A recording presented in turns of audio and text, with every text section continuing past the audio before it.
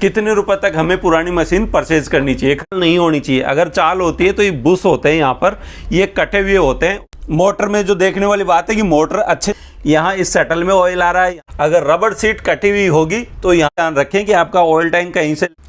नमस्कार दोस्तों, मीना बुटीक में आपका हार्दिक स्वागत है।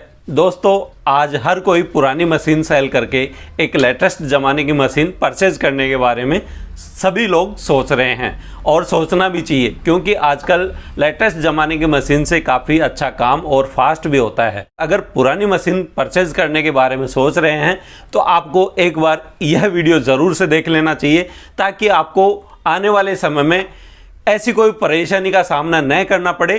तो यह वीडियो आप ज़रूर से देखें। तो चलिए जान लेते हैं हमें एक पुरानी झुकी मशीन खरीदने से पहले कौन सी बातों का हमें ध्यान रखना होगा। दोस्तों, सबसे पहली और इम्पोर्टेंट बात है मशीन की आवाज़। अगर मशीन में कई तरह की प्रॉब्लम होगी तो मशीन बहुत सारी आवाज़ करेगी। तो सबसे पहले तो आप मशीन को चला कर देखें, उसमें ज़्यादा आवाज़ तो नहीं आ रही है। जैसे इस तरह से उसे नॉर्मली और फास्ट तरीके से मशीन में खटखट की आवाज़ आ रही है तो आप उसे परचेज करने से बचें। और एकदम प्यारी आवाज़ आ रही है इस तरह से, और धागा वगैरह भी नहीं तोड़ रही है, चाहे फास्ट चलाओ चाहे स्लो चलाओ, इस तरह से। तो सबसे पहला काम तो यही आपको करना है।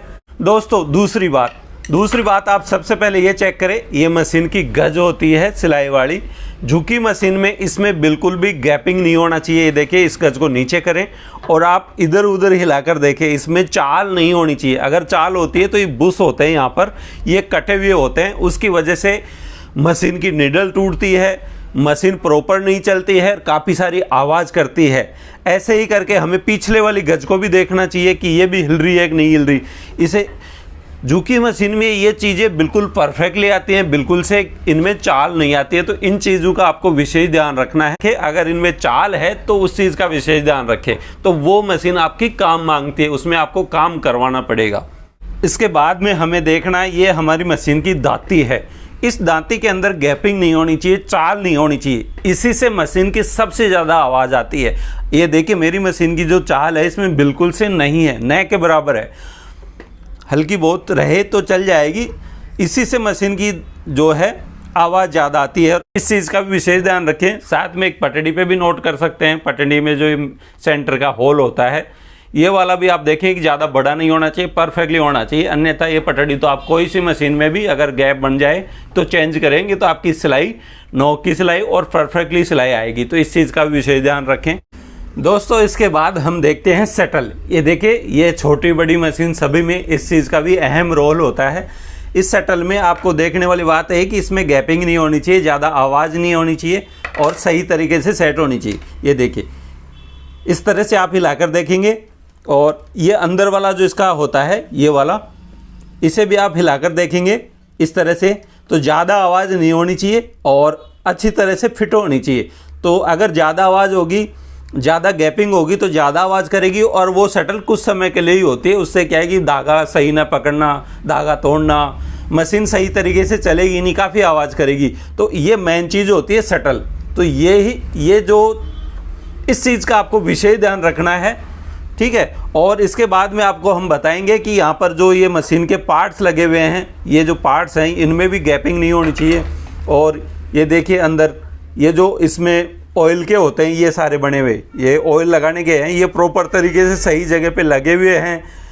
यहाँ से ऑयल प्रॉपर तरीके से हर पुर्जे में जा रहा कि नहीं जा रहा। जैसे इस ऑयल, इस पंप की सहायता से यहाँ इस सेटल में ऑयल आ रहा है, यहाँ पर ऑयल आ रहा है, यहाँ पर हर पुर्जे में इन पंप की सहायता से ऑयल आ रहा है। तो ये चीज़ भी आप विशेष नोट करें, झुकी मशीन में ऑयल का बहुत बड़ा रोल है। अगर आपका सभी जगह ऑयल बराबर आ रहा है तो मशीन आवाज़ नहीं करेगी, अगर ऑयल नहीं आ रहा है तो मशीन आवाज़ ज़रूर करेगी। तो इस चीज़ का ध्यान रखें कि आपके मशीन में ऑयल लगाने का जो सेट है प्रॉपर तरीके से सही है कि नहीं है। ये तो हो गया यहाँ सटल वटल का काम। और दोस्तों, यहाँ पर बात बताना चाहूँगा, ये जो बुश लगे हुए होते हैं मशीन के कॉर्नर पे, ये भी ओके होने चाहिए। मशीन नीचे भी नहीं होनी चाहिए, ज़्यादा ऊपर भी नहीं होनी चाहिए, तो उससे सिलाई करने में काफ़ी दिक्कत होती है।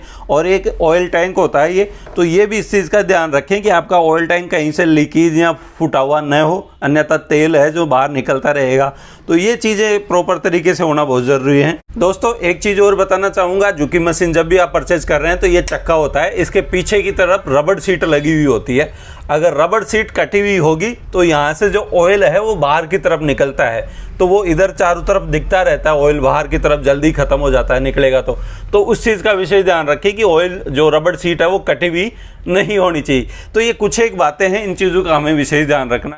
दोस्तों एक इसकी मोटर होती है, ये देखिए ये प्रॉपर तरीके से फिटिंग होनी चाहिए, हल्की भी इसमें मतलब गैपिंग, वैसे तो ये प्रॉपर तरीके से फिट होती है, फिर भी हिलनी डुलनी नहीं चाहिए। और ये जो फैन बेल्ट होती है ये भी लूज़ नहीं होनी चाहिए। अगर ये तो छोटी मोटी चीज़ें यहाँ पर चेंज भी कर सकते हैं। और ये इसके पैरदान वगैरह अच्छे से होने चाहिए।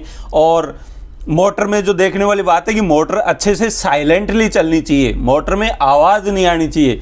घूमती है तो बिल्कुल अच्छे तरीके से घूमती रहती है और साइलेंटली चलती है। इस मोटर ऐसी मोटरें ये साइलेंटली होती हैं, आवाज़ नहीं करती हैं। तो आवाज़ करे तो आप उसे इग्नोर ही कर दें तो ज़्यादा बेस्ट रहेगा। दोस्तों इसके बाद में आप चलेंगे, ये पाटिया होता है, फंटा होता है मशीन का, ये भी सॉफ्टली बिल्कुल बराबर से होना चाहिए इस तरीके से। कहीं से इसमें टूटा फूटा हो तो वो बेकार रहता है, क्योंकि अपने कपड़े होते हैं उसमें उलझ जाते हैं, धागा सूत खिंचता है। तो पार्टिया भी हमारा प्रॉपर तरीके से इस तरीके से सही होना चाहिए। तो इन चीज़ों का विशेष ध्यान रखें। और धागे के लिए स्टैंड लगा होना चाहिए, इस तरह से लगा होता है, तो ये भी प्रॉपर हो तो बढ़िया रहेगा। तो इस तरह से आप एक पुरानी मशीन खरीदने से पहले इन बातों का ध्यान रखेंगे तो आपको काफ़ी आसानी रहेगी और आपको कभी भी लोचा नहीं होगा। फिर मैं बताना चाहूँगा, अगर आप परचेज करने की बात पहुँचेंगे कि बहुत सारे कि हमें परचेज कितने से करना चाहिए, कितने रुपए तक हमें पुरानी मशीन परचेज करनी चाहिए, खरीदनी चाहिए। दोस्तों यहाँ पर मैं बताना चाहूँगा, मशीन की कंडीशन उसके आधार पे आप परचेज कर सकते हैं, कंपनी के आधार पे परचेज कर सकते हैं। तो ज़्यादातर मशीनें आप परचेज करें तो मेरे हिसाब से आपको जो एक बढ़िया नॉर्मली सेकंड हैंड मशीन आपको 8,000, 10,000, 7,000 तक आपको बढ़िया मशीन मिल जाएगी। और इससे ज़्यादा में आप परचेज नहीं करें, क्योंकि आपको नई मशीन परचेज करते हैं तो करीबन 18,000 रुपये से स्टार्ट हो जाती है।